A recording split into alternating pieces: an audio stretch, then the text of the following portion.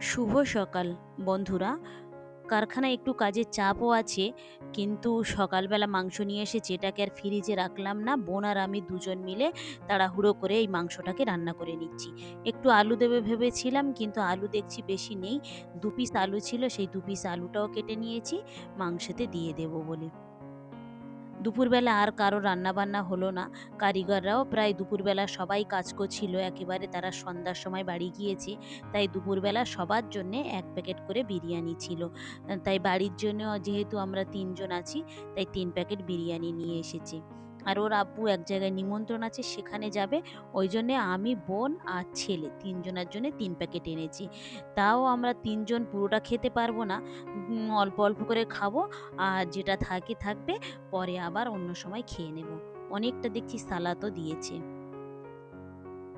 বোন গোসল করতে গিয়েছে, ও গোসল করে আসুক, তারপরে সবাই একসঙ্গে বসে খাওয়া-দাওয়া করে নেব।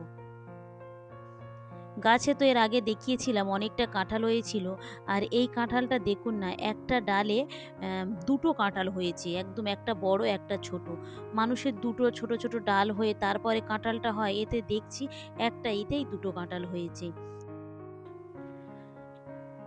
দুপুরে তো আমরা রান্না-বান্না কিছুই করিনি। পরে উঠে এখানে ডাঁটা আর হচ্ছে গিয়ে চিংড়ি মাছ দিয়ে আলু দিয়ে এই তরকারিটা রান্না করছি। আগের দিনে যে পুঁইশাকটা রান্না করেছিলাম, সেই পুঁইশাকের ডাঁটাগুলো রেখে দিয়েছিলাম। সেটাকে আজকেরে আমি চিংড়ি মাছ দিয়ে রান্না করছি। এইদিকে রান্না করছি, আর ওখানে কাঁঠাল পেকেছিল, কাঁঠালের তুলে রাখা ছিল। আমি তার মধ্যে ১ টা ২ টো করেও খেয়ে নিচ্ছি। বেশ সুন্দর আমাদের গাছের কাঁঠালটার। আর এই দেখুন, অনেকটাই বেশ ডাঁটা ছিল। সবগুলো নিয়ে নিয়েছি। একটু পাতলা ঝোল, ঝোল করে রান্না করলে বেশ ভালো লাগে ডাঁটাটা খেতে। প্রচণ্ড গরম পড়েছিল কদিন ধরে। রান্না করতে, করতে হঠাৎ দেখলাম একদম আকাশটা অন্ধকার মেঘে ঢেকে এসেছে। আর সঙ্গে দেখছি হাওয়াও ছাড়তে শুরু করেছে, আর তার সঙ্গে বৃষ্টিও এসে গিয়েছে। ব্যাস একদম কয়েক মিনিটের মধ্যে একদম পরিবেশটাই ঠান্ডা হয়ে গেল। বেশ সুন্দর লাগছিল। প্রচণ্ড গরম পড়েছিল কদিন ধরে। খাওয়া-দাওয়া করে বিকেলবেলা বের হয়ে পড়লাম একটু বাজারের দিকে। একটু দরকার ছিল কয়েকটা জিনিসপত্র কেনাকাটা, সেই জন্য এসেছিলাম। ব্যাস আসার সঙ্গে, সঙ্গে সামনে পড়ল সেই পাপড়ি চাটের দোকানটা। দাঁড়িয়ে পড়লাম এখানে একটু পাপড়ি চাট খাবো বলে। ওর আব্বু বলল যে, "ঘুগনি খাও, তারপরে পাপড়ি চাট দিচ্ছি।" তাই অল্প, অল্প করে দুজন একটু ঘুগনিও নিয়ে নিলাম, তারপরে আমরা পাপড়ি চাট খাবো। এদিকে ঘুগনিটা দিয়ে দিয়েছে আর পাপড়ি চাটটা রেডি করছে। এই যে দিয়ে দিয়েছি। যদি বোন দেখে না, বোনের খুব পছন্দের এই খাবার হচ্ছে পাপড়ি চাট। সব কাজ সেরে ফিরতে আমাদের প্রায় সন্ধ্যা হয়ে গিয়েছে। আর আকাশটা দেখুন, অসাধারণ লাগছে।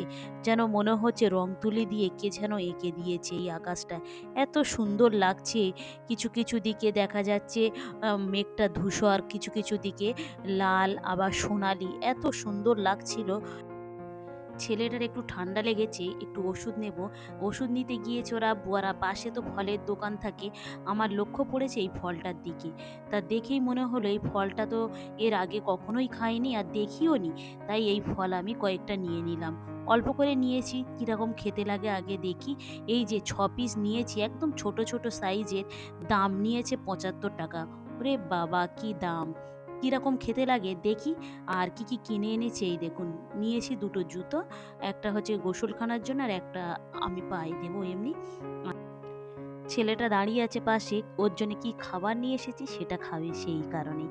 একটা ব্রাশ নিয়েছি, এই যে ওষুধপত্রও নিয়ে এসেছি। আর নিয়ে এসেছি হচ্ছে গিয়ে ওর জন্যে চিকেন পকোড়া, আর এই ফলটা তো আগেই দেখিয়েছি আপনাদেরকে। আর নিয়ে এসেছি ওর জন্যে স্কুলের ২ পিস সাদা জামা। অনেক খোঁজাখুঁজি করার পরে তবে এই সাদা জামাগুলো পেয়েছি। কারণ স্কুল থেকে বাচ্চাদের তো সাদা জামাকাপড় দেয়, আর সহজেই কিন্তু দোকানে পাওয়া যায় না। তাই অনেক খোঁজাখুঁজি করার পরে এই সুতির জামাগুলো পেয়েছি।